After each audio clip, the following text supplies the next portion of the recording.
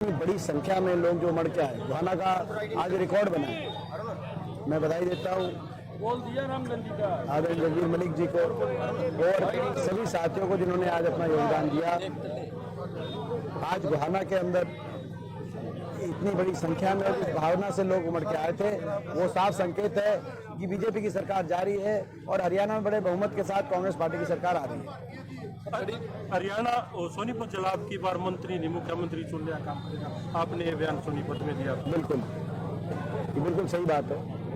ये तो स्वाभाविक बात है। ये तो मैं समझता हूँ कि ये जो अपना पूरा क्षेत्र है, ये जो पूरा इलाका है, ये पूरा इलाका चौधरी उपेंद्र सिंह हुड्डा जी का गृह क्षेत्र है और जो है हमेशा सोनीपत ने पूरा आशीर्वाद चौधरी उपेंद्र सिंह हुड्डा जी को, कांग्रेस पार्टी को दिया है और अब मैं समझता हूँ जो सरकार बनने जा रही है उसमें भी बड़ा योगदान सोनीपत के लोगों का रहेगा।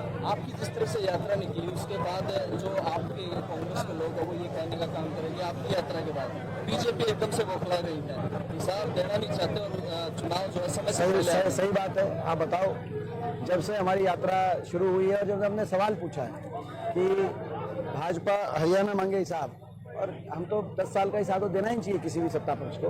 प्रजातंत्र का ये रीति और नियम है कि सत्ता पक्ष हिसाब दे और विपक्ष और जनता हिसाब मांगे।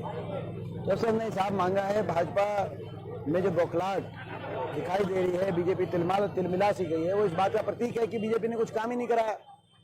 सोनीपत में एक काम बता दे बीजेपी कराया, हम अपने काम बता रहे हैं। हमारे समय आपको याद होगा सोनीपत में 6 तो यूनिवर्सिटी बनी, राजीव गांधी एजुकेशन सिटी अलग से, कानपुर में महिला यूनिवर्सिटी अलग से, छोटराम यूनिवर्सिटी मुरतल में अलग से, नेशनल लॉ बाबा Saheb Bhimrao Ambedkar national law university, NIFTEM जिसको यूनिवर्सिटी का स्टेटस था, भारत सरकार की जो एक यूनिवर्सिटी का स्टेटस जिसको मिला प्राप्त है। प्राइवेट यूनिवर्सिटीज अलग से हमने बहुत सी लेके आए क्योंकि सोनीपत को हम शिक्षा का एक हब के रूप में विकसित करने की जो हुड्डा साहब की सोच रही, जिसमें जिंदल यूनिवर्सिटी थी, जिसमें अशोका यूनिवर्सिटी थी, ऐसे जो नामी university, SRM university, IIIT Indian institute of information technology जो भारत में केवल 7 है, वो एक सोनीपत के अंदर उस समय आ पाया। रेल की लाइन से गोहाना और सोनीपत जुड़ा, जींद गोहाना सोनीपत रेल की लाइन जो दिल्ली से सीधा ये क्षेत्र जुड़ा, मेडिकल कॉलेज बना, हॉस्पिटल बना कानपुर के अंदर।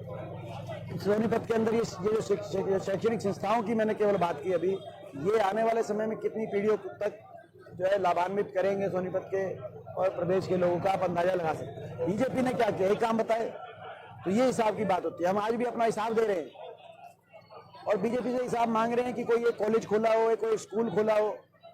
उस समय सारे नेशनल हाईवे नोटिफाई हुए, ये सारे नेशनल हाईवे 334B की बात हो, जींद गोहाना सोनीपत की बात हो, सोनीपत खरखोदा झज्जर होते हुए पारडा दादरी तक बात हो, ये 334B, ये सारे नेशनल हाईवे 2014 से पहले नोटिफाई हुए।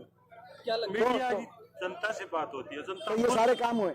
अब बीजेपी ने क्या काम किया, बीजेपी बताए 10 साल में हमने हमारे तो, और भाई बीजेपी ने काम बिगाड़ा बल्कि, क्योंकि हमारी ये चौगाबे में रेल कोच फैक्ट्री आनी थी, full fledged rail coach factory, repair workshop नहीं, जो ये गन्नौर में जो लेके गए हैं, और उसकी बजाय वो रेल कोच फैक्ट्री जो हमारी आनी थी, जो बड़ी परियोजना थी, कपूरथला के बाद दूसरा यहाँ रेल कोच फैक्ट्री लगती, वो तो चलेगी बनारस में, और यहाँ पे आ गई रिपेयर वर्कशॉप। ये तो वही है कि मारुति की फैक्ट्री हो एक और एक मारुति की रिपेयर वर्कशॉप हो। आप रिपेयर वर्कशॉप बनवा के झुंझुना पकड़ा दिया सोनीपत के, तो इन्होंने तो काम बिगाड़, पटरी से उतारा। इसी तरह मेट्रो की बात है, हमारे समय का प्लान बना हुआ मेट्रो, मगर एक खंबा 1 इंच भी 10 साल में मेट्रो सोनीपत की तरफ आगे नहीं बढ़ पाई।